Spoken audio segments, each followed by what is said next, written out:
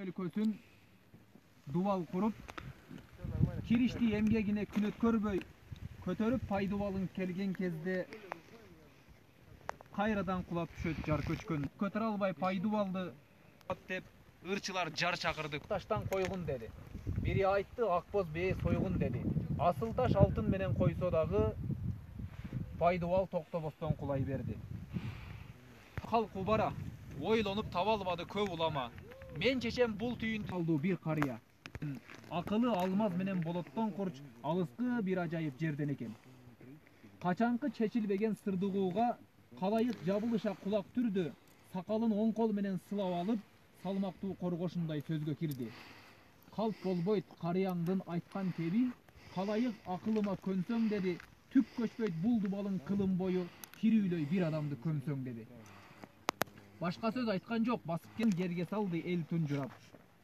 Кайсы бар экен, бул дубал эр канына кумар экен, деп ырдап бир топ ырчы элди айланып, күн бою жап турду дудуктанып, обдулуп 13 жашар бир жетимче сүйлөдү жаман тонун чечип салып.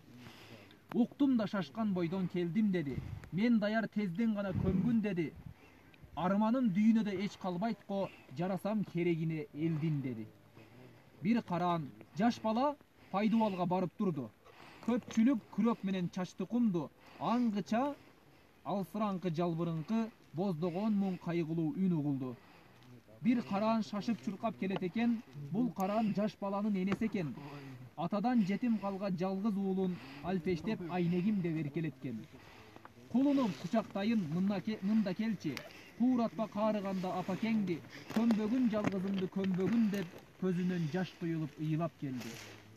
Ыйлабай көз жашыңды тыйгын эне, ырайым жетимиңе кылгын эне, жаныңдан артык көргөн тууган элдин жалгызың жарап кетти керегине. Берип айланам ак сүтүмдү актап кеттиң.